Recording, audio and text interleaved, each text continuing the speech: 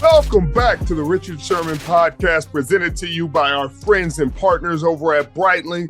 Always keeping us right, keeping it tight, and we gonna keep it light. It was a great. Do I want to say great? I don't want to say great after seeing what the San Francisco 49ers did in Green Bay and Lambeau Field, but I did love what the Seattle Seahawks put on tape.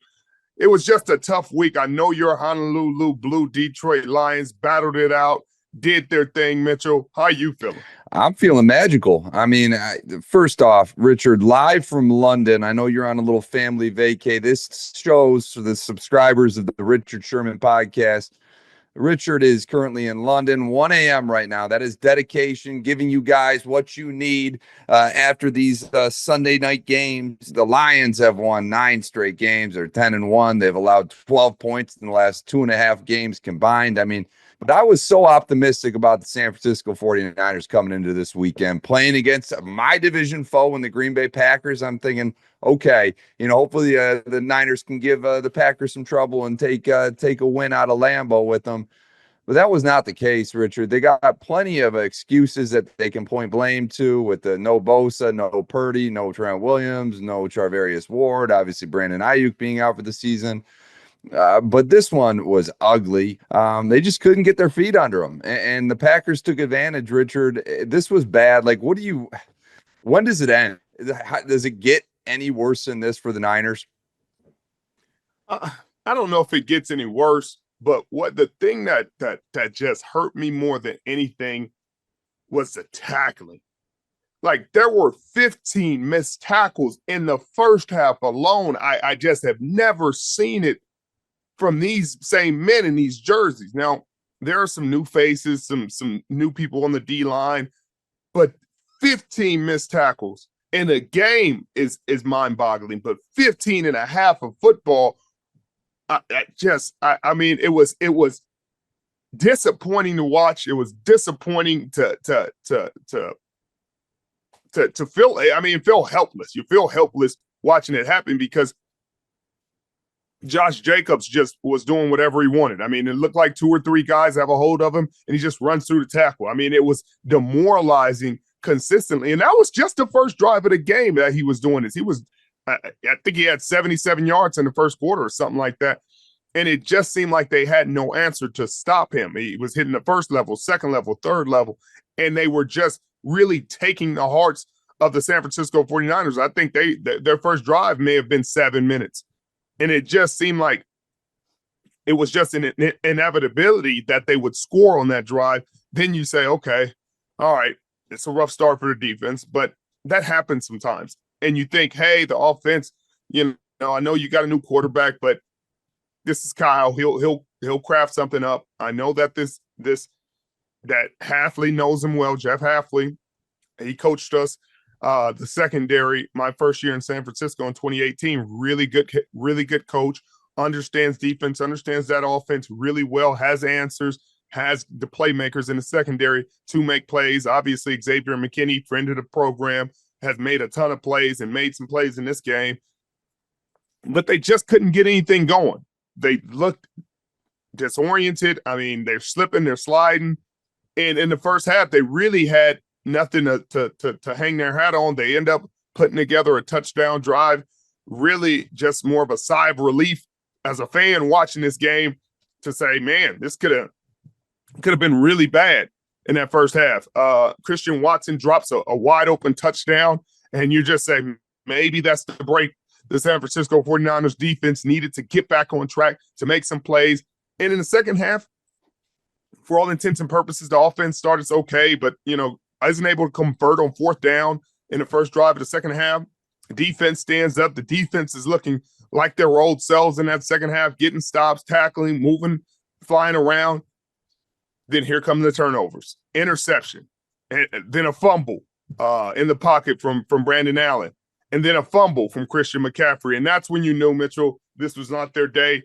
I really don't have the answers, because you knew that the injuries, this team is so top-heavy that when you're without your high-paid guys, when you're without Trent Williams, the O-line is going to be average to below average. I mean, without him, And that's why they paid him so much money to come back. That's what, when he was holding out, he knew that he would get his money, because without him, they are not a great or good offensive line. But with him, they move into a different stratosphere, because they can do a lot of things to slide away, to protect the rest of those guys, and really make his job very difficult, sliding away, him on the backside, running towards him, running behind 71 like they always do. But when he's not there, the identity just changes.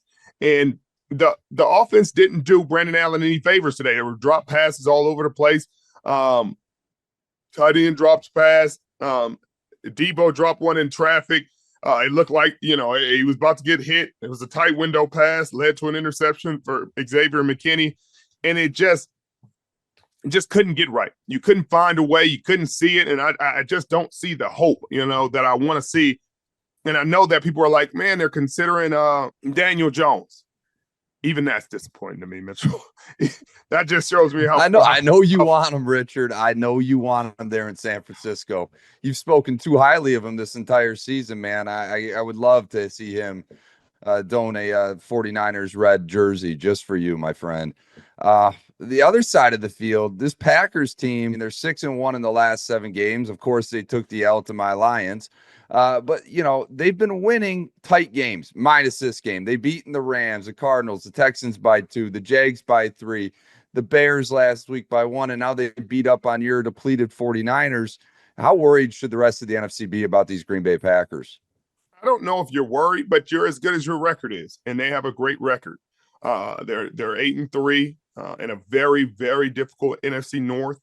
So you got to give them credit. They've been, Josh Jacobs, this is probably one of his best games, just consistent this game. 26 carries. Anytime a back got over 26 carries, 103 yards, 3 touchdowns, that's a bruising, punishing performance. One that really takes the wheel of the defense and demoralizes. And if they can live like that, I feel a lot better than if they have to rely on Jordan Love to consistently win them games. Not that he's not talented enough, but it's just a propensity, if he keeps throwing the football, to turn it over. And he has this season at a really high tilt. This game, only threw the ball 23 times for 163 yards, but it had 2 touchdowns. And even one of the passes, it was obviously a free play, but he threw an interception on that pass and had a couple other interceptable passes. But when he's able to push the ball down the field and pick his spots, and they have a great running game, and defense is causing chaos. Rashawn Gary gets a sack. Lucas Van Ness gets a sack, forced fumble recovery at the 16-yard line, short fields for the offense. I think it's perfect for what he's able to do, and it makes them a very dangerous team. But just like we saw last year in the playoffs, if you force him to win the game with his arm consistently, it can go great, because he's an accurate ball passer. He's an accurate thrower of the football, and he can make tight window throws, but he's also a high risk taker. That's why you see all the interceptions happening. So I think Green Bay Packers fans and LaFleur would feel better if they have this running game going like it is, in order to really kind of keep him buoyed and give him a really strong foundation and base to work around, so all the pressure isn't on his shoulders. So I feel good about him, but just like the Minnesota Vikings, what are they, 9-2 now? Yep. And do you feel like, hey, every team in the NFC should fear them and nobody wants to see them in the playoffs? I don't know if everybody feels like that, but their record is fantastic. So they're going to be the 5th seed, and I don't know if you're the 4 seed. 4 seed is, who is it? Tampa Bay. If they're if they're shaking in their boots when the Minnesota Vikings come to town, or if they be shaking in their boots playing the Green Bay Packers. I just don't know. Yeah. Well, they're going to have a big test this Thanksgiving on Thursday night against the Dolphins. When the Dolphins come to town, the Dolphins are hot right now. For folks that are done with Thanksgiving dinner, just fresh off of watching Tommy DeVito take on Cooper Rush, there's a doozy of a game on Thursday night. So we'll see there. But then the Niners, they need to get right quick. They go on the road to Buffalo next Sunday night. Richard, that's going to be a one to watch. Is that a must-win game at this point for them? Every game's a must-win. Every single game is a must-win, and it's literal. If they lose another game, the playoffs are pretty much out of the picture, and you're playing for pride at that point, just because of how well these other teams are playing. We just talked about 2 other wild card teams with 2 and 3 losses. And then you have teams in your division that have beat you, continuing to elevate. Seattle Seahawks defense has found their rhythm. Their offense scored against the Arizona Cardinals team that hasn't given up a touchdown in 2 games. And so if they start to find their footing and start to create distance, then I get even more stressed out about this team, because I just can't understand where the wins are going to come from. And I don't recognize this team. I don't recognize it. That there's not a foundation. There's not somewhere to that you say, hey, they're a defensive team, or they're an offensive team, or they run the ball well, or they do this well. Or, I mean, let's not even mention what the special teams have been doing. So it's a must win, but I'm slowly but surely just begrudgingly losing hope in this season. And I have as much faith in this team as anybody. I thought they'd be in the Super Bowl this season. And it's very hard to watch this tape week after week and be out without being honest with myself and saying, I don't know. I don't know. I'm going to watch Buffalo this week. I'm going to watch San Francisco's tape, and I'm just going to try to find the answers and try to find ways where I could see this team beating Buffalo in Buffalo after watching what Buffalo did to the Kansas City Chiefs, what Buffalo has done this season. It's going to be tough, Mitchell. And if Brock Purdy isn't healthy, if Trent Williams isn't healthy, if they're not getting a spark from somewhere, then the NFL season is rolling along, and contenders are starting to separate from the pack. The one thing that hasn't changed all season, DraftKings Sportsbook, an official sports betting partner of the NFL, is the #1 place to bet touchdowns. Fade to the corner of the end zone, running back breaks through the line and gallops 60 yards for a score. We don't care how they get them. We just want to bet on touchdowns, and DraftKings is the best place to do it. Ready to place your first bet? Try betting on something simple like a player to score a touchdown. Go to the DraftKings Sportsbook app and make your pick. Here's a reason for new customers to do a touchdown dance of their own.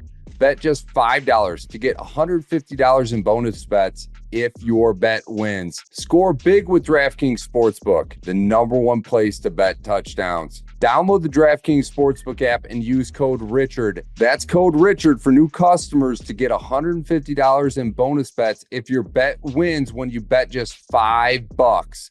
Only on DraftKings. The crown is yours. It's time for a look at this weekend's tastiest matchup in a segment we're calling Sunday Night Food Ball, brought to you by Uber Eats. Seattle reclaims the lead of the NFC West today against the Arizona Cardinals and looked pretty dominant defensively in doing so.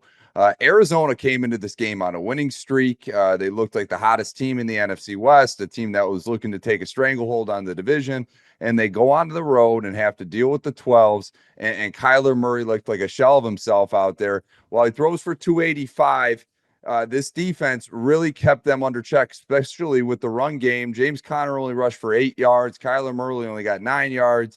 Richard, how much did you like Seattle Seahawks defense today? I loved it. I loved Leonard Williams. Let's start with Leonard Williams, because he was an absolute game wrecker this game. And that's why they paid him. That's why they went and got him. And he went out there and really dominated from beginning to end of this game. You look at the stats, they look fantastic, but even they don't really tell the tale of how dominant he was in the run game, the pass game, 2.5 sacks, 3 TFLs, a pass deflection, and just contributed to a lot of Kyler Murray being uncomfortable. He led to other guys getting sacks. Boye Mafe, Tyrese Knight looked really, really good. Young guy that they drafted that, they expected to come in after they, released Tyrell Dotson, and they traded the other guy and got Ernest Jones. Ernest Jones has been a revelation. You have to give him a lot of credit being able to come in, learn a very difficult system the way he has, anchored this defense flying around, but also just shooting gaps when they're there, putting a lot of pressure in the blitz game. He looks like the guy that they expected when they traded him, the guy they're so high on. He's changed the complexity of this defense in his own right, but this defensive line and Leonard Williams is a whole nother story. And then, Mitchell, let me get to Devin Witherspoon, because the Kobe Bryant pick 6 was a play that I don't know if everybody understands. It's a short yardage play, which puts the corner in a very tough spot on the edge. because when they play action and the receiver blocks down, as soon as the receiver cracks and blocks down, a great corner, you got to trigger. You got to trigger. And I got to come up there and get ready to tackle James Conner and get him on the ground. And hopefully we get this stop and we off the field. And it's going to be man-y-man, mano-y-mano, grown man tackle. Let's get him to the ground. He got fooled, though, Mitchell. He got fooled. And some people hesitate in those situations. You got fooled and you're like, oh, he got me. Where's my receiver? I know he's somewhere behind me, wide open, panic, panic, panic. And you just see the completion. You tackle him and you just shake your head all the way back to the huddle. But you know what Devin Witherspoon did, Mitchell? He said, nah, I'm just going to play fast, trust my instincts, and kept going after Kyler Murray, put pressure on Kyler Murray in a play. He wasn't supposed to be there. He wasn't supposed to be blitzing. He's supposed to be covering. But that's where his instincts took him. And when you play fast and you don't hesitate, you can erase mistakes. And not that it was really a mistake, but he erased what could have been an easy first down and turned it into a pick six. Give Kobe Bryant a ton of credit, taking advantage of his hop. Been fantastic since he's coming to the lineup during this season. So happy for him. So great to see, because when he caught that ball, he didn't hesitate, found the lane, full speed, straight to the house, 69 yards.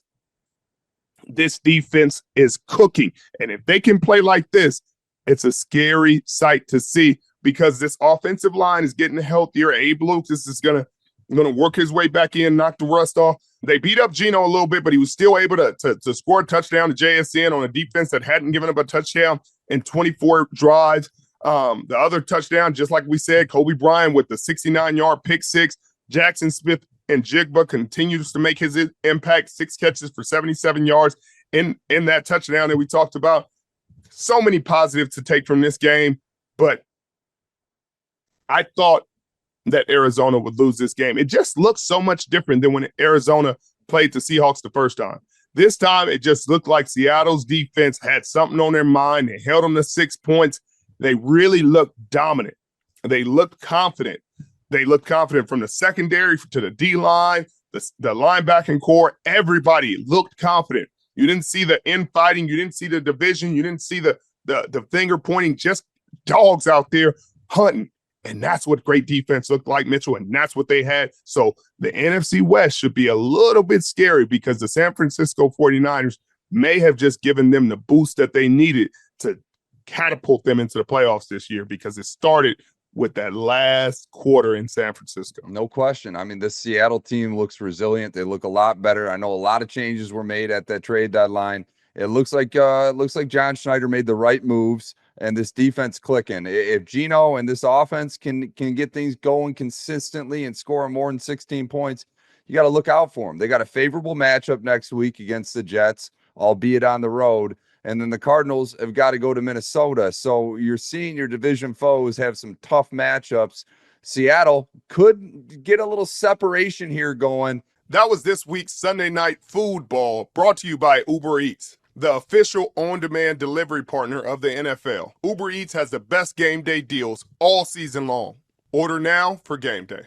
Richard, we already talked a bit about the NFC North, and I want to talk about my Detroit Lions on the road today against Indianapolis Colts.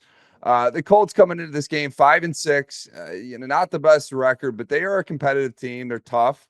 They got a good defense. They got a mobile quarterback, and you're going on the road for the Detroit Lions, who've won 9 straight games now. This is the first time they've started 10-1 since 1934. They are 6-0 on the road. And as I mentioned earlier, Richard, they haven't allowed a touchdown since halftime of the Houston Texans game 3 weeks ago. This defense has given up a grand total of 12 points in the last 10 quarters. And Aaron Glenn has this secondary and defensive line weathering the storm of dealing with injuries to huge players like Aiden Hutchinson and Alex Anzalone, and playing without their first-round pick Terrion Arnold, and yet they're still able to accomplish so much. How much are you falling in love with my Detroit Lions right now, Rich?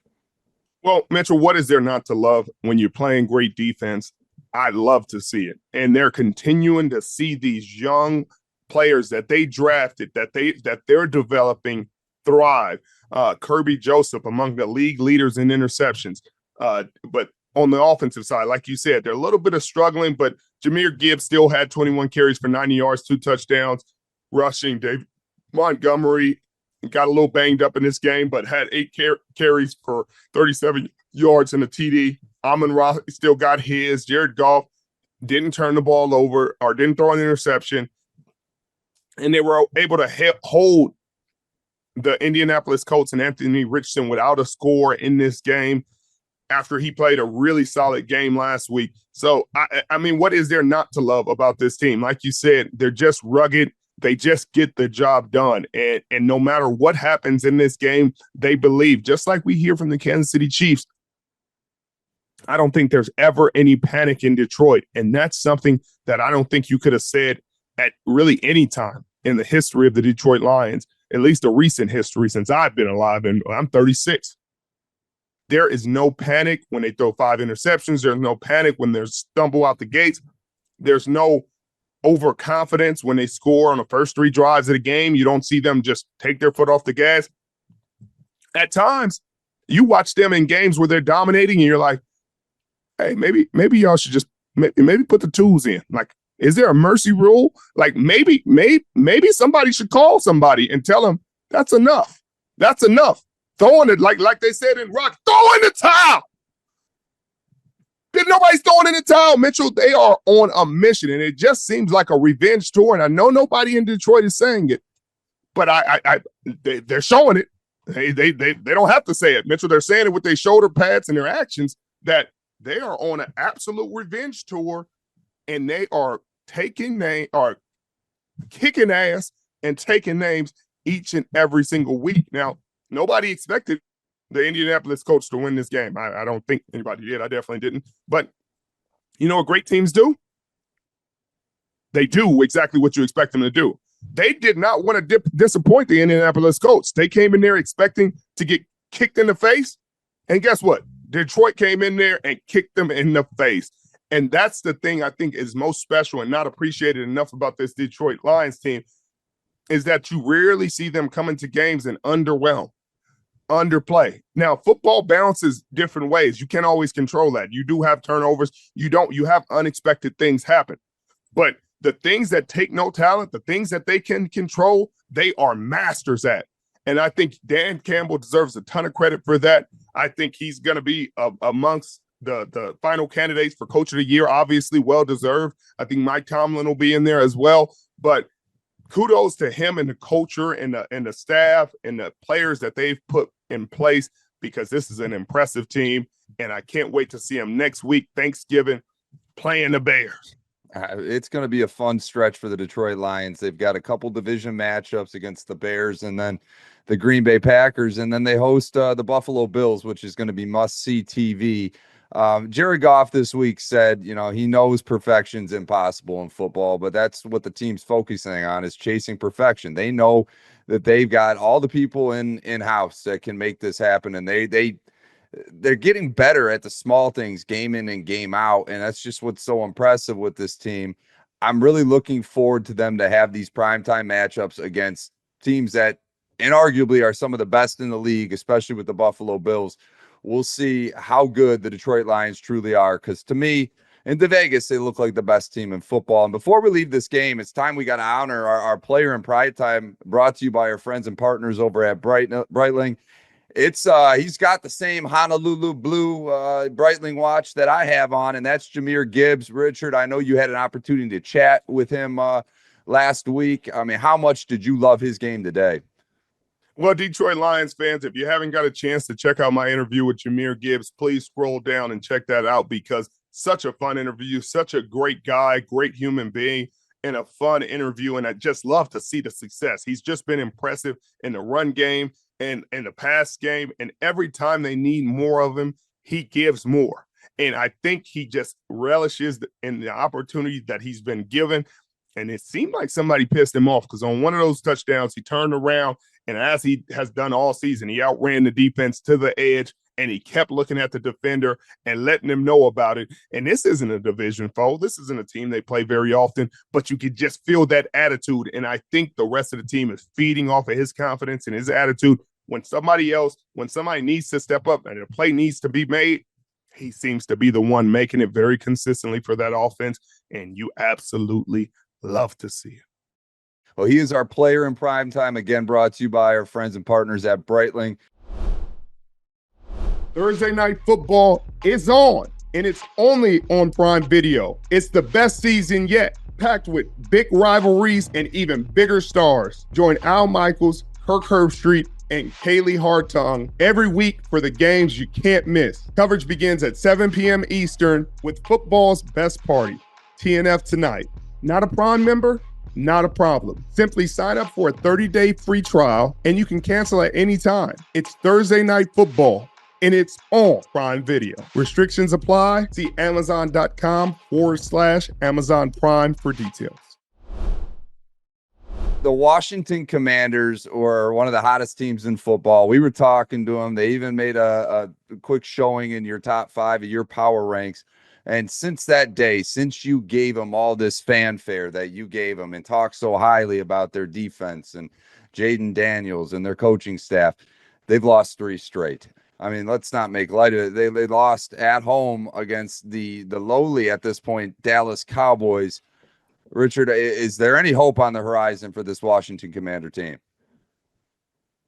There's hope on the horizon, but it's starting to fade quick because the rocket that took off, that was Jayden Daniels coming out the gates, is starting to peter out and crash back towards earth at a very alarming rate.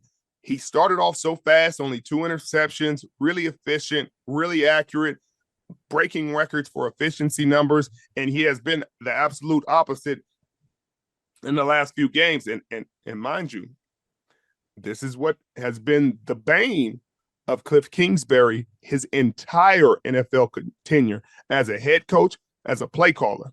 The first half of the season, you've seen the Arizona Cardinals go 8-0, 6-2, really good football. Second half of the season, they're under 500. I mean, 2-3 wins at most and losing. And you see it again. It's like defenses have figured him out. They figure his rhythm out, figure out the things he likes, and literally run the table on him every single year. So Cliff has to get that fixed, because this isn't just a Jayden Daniels problem. It's a Cliff Kingsbury problem, and it's a problem and a pattern that's really popped up over the second half of every single season in Cliff Kingsbury's career. Micah Parsons showed up in a big way, 2 sacks in this game. CeeDee Lamb had 10 catches, 67 yards. Cooper Rush kept the ball away from the defense. Very efficient, 24-32, 247 yards, 2 touchdowns. But it was 10-9 going into the fourth quarter. So 41 points between these teams in the fourth quarter, which is really crazy. It's really crazy. I don't know. I mean, I wonder what happened. I mean, maybe they just made the right adjustments. Somebody figured something out. Clearly, there was a special teams touchdown in there. But the Washington Commanders have to figure it out, because Jayden Daniels has come back to earth in the last 3 games, only 3 touchdowns and 3 interceptions. That's not good enough, and it's not going to be good enough. They have a game against the Tennessee Titans coming up, and that's a very, very tough defense as well. It's going to play a lot of man-to-man, put a lot of pressure on the quarterback, and do just enough offensively to support it. They're going to run the ball. They make some plays. Will Levis hasn't been the greatest quarterback in the world, but he's good enough to get it done if you make mistakes against this defense. So that game is going to be really interesting, and the Cowboys can get another win Thanksgiving Day against Tommy DeVito and the New York Giants, who just look like they pretty much melded in.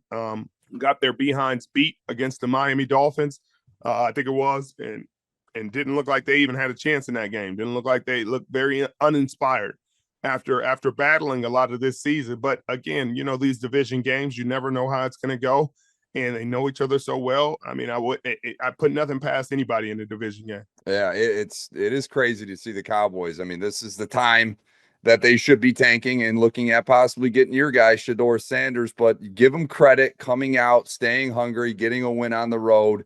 But we're talking about the Commanders and their struggles, and there's other teams, that are going through those same woes. And another one is the Houston Texans. Buy or sell, Richard? Houston, we have a problem. Oh, definitely got a problem. And we watched watched the start of their problems. I thought when we had them against the New York Jets, that was an easy win for them. A team that I've expected to be competitors and contenders this season. And as we talked about, as if you want to be a contender, you have to win the games you're supposed to win, and they have not done that. They've lost games they were not supposed to lose, including this one. They lose to the Titans at home. I got to be worried about them. They've lost 3 of the last 4 of the last 6. Stroud has 5 interceptions over the last 3 games. And this is with Nico Collins coming back into the lineup. He started this season off struggling and kind of found his way and kind of has gotten back to struggling. And that's a bad formula. His defense has played better than they have, but they did not do well enough to win this game, even though Danielle Hunter had three sacks. I think Will Anderson had a couple of sacks. They made the plays that were there, but you got to do more. When more is required, you have to give more.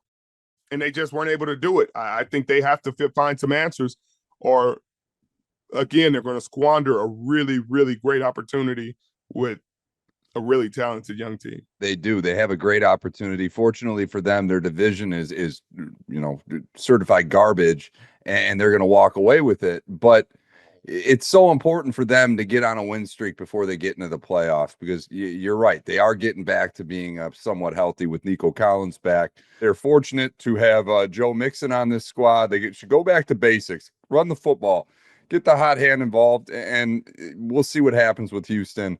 But another team that is tied for the best record in football is these Kansas City Chiefs, and they welcome in the Carolina Panthers, 11-point favorites.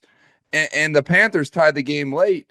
Fortunately for the Chiefs, Mahomes does what he does and brings them down the field for a game-winning field goal.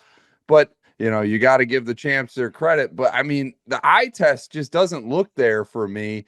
Am I off in that analysis, or do you feel the same way? There ain't no eye test when it comes to them, and there ain't no eye test when it comes to Patrick Mahomes. You give credit where it is due, and I do not care what people say about these wins and what they could and should and would be. They are 10-1, and they continue. Last year, they struggled and limped into the playoffs and went into every away stadium and walked away with a dub, went to the Super Bowl, took it to OT, was not pretty, and they won the Super Bowl. None of it was pretty. Did not look pretty. The only thing pretty is at the end of the day, they got a ring with diamonds on it that said back-to-back. So, me watching them struggle with the lowly Carolina Panthers, if it was other teams, I'd have a lot to say. But I cannot say much about a team that has proven their point constantly, consistently, that none of this matters in the regular season. It does not. Good, bad, or indifferent. Until you show me that in the playoffs, somebody can take this ugly winning football team to the wire and make them go home with an L, I'm not gonna put nothing against them. Congratulations, Kansas City fans. Y'all won another one, 10-1. You guys are rolling. But how can I say anything about it, Mitchell? They have earned grace. They have outright earned it. And Patrick Mahomes, I'm sure everybody, when they saw how much time was left on the clock, I against Buffalo, they were down 10. And something tells me they panned over to Josh Allen. And something tells me he was sitting there thinking, I know there's only like 30 seconds. Can he throw a 10-point touchdown? Can he do that? Is there a way? Because when you have Patrick Mahomes at the helm, if there's time left on the clock and that score is one score or less, you think you lost. It was tied. When I saw it was tied, I just turned the TV off, Mitchell. I think he had a minute 40 or something to go. I turned the TV off. I went to the next game. I knew it was over. Mitchell, I've seen this story before. This script has been written before. I know how this ends.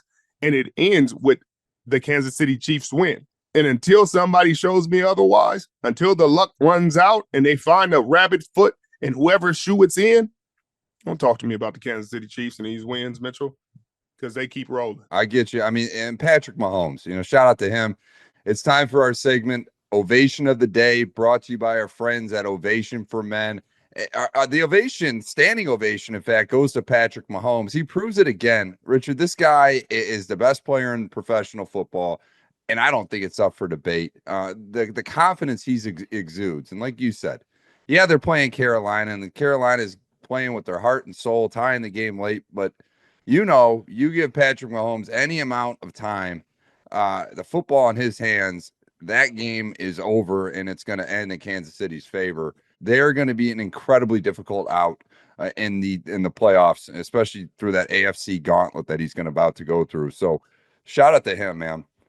Shout out to him, and shout out to his new little move of the running to the sideline and fake. And everybody keeps assuming he gonna go out. I need y'all to stop assuming that, because that man has figured it out. He's figured out y'all gonna slow up. I know I'm gonna take advantage, and he is a real deal killer. He's got killer instinct, and that's what he's showing. People are like, "Oh man, he should be ashamed." Why should he be ashamed of himself? If there's a something in this game to exploit, then exploit it. That is what this game is about. If it's a technique, if it's a hand placement, if it's a rule, that's what champions do. That's what winners do. And winners and that's why he keeps winning, because he's figured this game out. He's playing at a different level. And that's the thing about being a great player in this league. If you've never been great at anything, then you don't know what this feels like. I'm sorry. You've never dealt with it. But when you're a great receiver, you're a great corner, you're a great quarterback, or you're a great team, the other guys are thinking about you when they prepare throughout the week. You may not be thinking about them. You're just thinking about, hey, I got another team. Man, they got this offense. I'm preparing for these plays. Cool. They're thinking, I got to beat Patrick Mahomes this week. I got to beat Richard Sherman. I'm gonna give him my best. He's never gonna have sleep. I'm losing sleep. I'm staying up extra. I'm watching extra, because that is their Super Bowl. And each and every week, teams play the Kansas City Chiefs, and that's their Super Bowl, and they're playing it like that. And congratulations to the Carolina Panthers and Bryce Young. Bryce Young has really rebounded since he's come back into the lineup and really played some inspiring football. Went toe-to-toe with Patrick Mahomes here with a much less talented team. So maybe this is good for their development and still good for the Carolina Panthers, because they don't want to win this game, really. In reality, they want to pick high and continue to add talent to this team. So good on them. You showed enough that you needed to show that you could go toe-to-toe with the Super Bowl champs, and you still got an awful record, and you're going to be picking high. Best case scenario for the Carolina Panthers, no question about that. Well, that's the Ovation of the Day, brought to you by our partners at Ovation for Men. This is the go-to fragrance of the Richard Sherman podcast. Richard, I know you love to rock this on Thursday night. Guys, if you need a new fragrance, I just got a couple bottles. I definitely recommend checking them out. Ovation for Men celebrates the style, creativity, and excellence of deserving men. It's not just a fragrance, it's a statement. Available exclusively at Amazon. Click the link below in the description to redeem a first-time buyer coupon for a 15% discount. Richard, you're going to be taking some time off this week, much deservedly so, in London. But when you get home, you're going directly to Kansas City to see them firsthand take on the Las Vegas Raiders. And it's time for our TNF preview presented by Prime Video. This game will not be on Thursday night. It's on Black Friday. Richard, how excited are you to go and see this Kansas City Chiefs team and Patrick Mahomes firsthand? I'm really excited. We just talked about them, and they just keep finding ways to win, and they're playing the 2-9 Las Vegas Raiders. Again, a divisional game that you can never put past anybody. Raiders are going to be hyped up. They beat Kansas City in this situation before, where they're massive underdogs. They really have no chance to win, and then they find a way to win the ball game. But I don't think the Kansas City Chiefs are going to overlook them in any way. I think they're built to win these kind of games. I'm excited to see Patrick Mahomes, Xavier Worthy, and really the Spags defense as they continue to evolve and develop with all their playmakers, Chris Jones, Nick Bolton, McDuffie, friend of the program. They just are the standard, and anytime you get a chance to watch the team that just won the Super Bowl back-to-back, the team that's got the number one seed in their side of the conference, it's gonna be a pleasure, and I expect the Las Vegas Raiders to not just fold over and give it to them. They're gonna put up a fight. They're gonna come with everything they got and try to make this a game and try to walk away with a win. Well, that's this week's TNF preview presented by Prime Video. Be sure to check out the Raiders take on the Kansas City Chiefs this Friday. We've concluded week 12, or almost concluded week 12, and the playoff picture is really starting to take fold. We've got some tight races, divisional races, wild card races, and it's time now for this segment we've started, brought to you by our partners at Scott's, called Seeding the Teams. We talked about it last week, and we got to talk about it again. Let's start in the AFC. The Chiefs have a firm hold of the 1 seed, followed by the Bills, the Steelers, and then the Texans, all division leaders. And then the wild card with the Chargers taking on the Ravens on Monday Night Football, huge implications there. And then the 7th seed would be the Broncos. Still folks in the hunt. We got the Dolphins, Colts, and Bengals still with some life. Richard, what do you see? I mean, do you see much movement taking place, or do you like what you're looking at right now?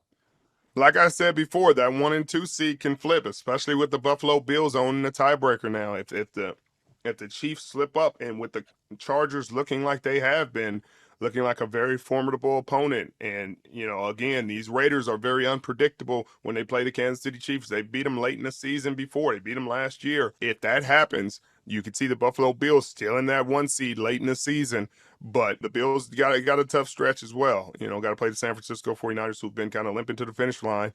But who knows? I think the rest of the spots are pretty well taken care of. That Steelers, Ravens could flip. Obviously, the Steelers, they play a lot of division games down the stretch. They got to play the Cincinnati Bengals again. They got to play a lot of teams in their division, and they just lost to the Browns. So there might be another loss in there for them that may flip them to the 6th seed and the Ravens to the 3 seed. But I think overall, I think the Chargers are right where they're going to be. The Texans win that division, and they stay in the 4th spot, and the Broncos seem to be finding their footing and ready to give a tough game to whoever. If the Chiefs end up in that 2 seed and they got to play the Broncos, get your popcorn out. It's going to be a little better than expected. There's no doubt. I mean, these are some really high-quality teams. Bo Nix is playing really good football. Cortland Sutton's been rock solid this last 5-6 weeks. The Broncos are not going to be a slouch at that 7th seed. Do you think they should be worried at all about the Miami Dolphins? The Dolphins still have some life. I think right now, Next Gen Stats gives them a 16% chance of making the playoffs. That's assuming a big fall off by one of the bottom guys of the wild card. Do you have any hope for the Dolphins here, or you think they're about done?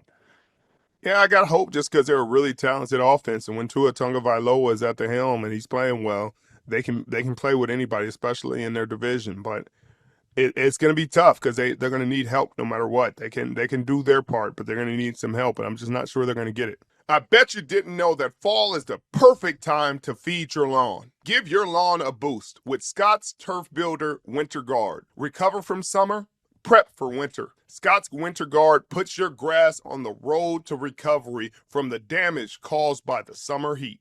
Feed your lawn Scott's Turf Builder Winter Guard to build strong, deep grass roots for a better lawn next spring. Repairs from summer fun, strengthens for winter, prepares for spring, secures your fall fun for you. Pick up a bag of Scott's Turf Builder Winter Guard today. Feed your lawn. Feed it. That concludes. I mean, we're well on our way through the season. Week 12, fantasy football playoffs are right around the corner. It's a good time to be a football fan, Richard. I will let you sign us off live from London. Well, I really appreciate everybody that has joined us, that has paid attention, that has watched the podcast, whether it's a minute, an hour, a second. I'm thankful for all of it, and I want to respect you guys this time by continuing to give you content, even when I'm on the road or circumstances.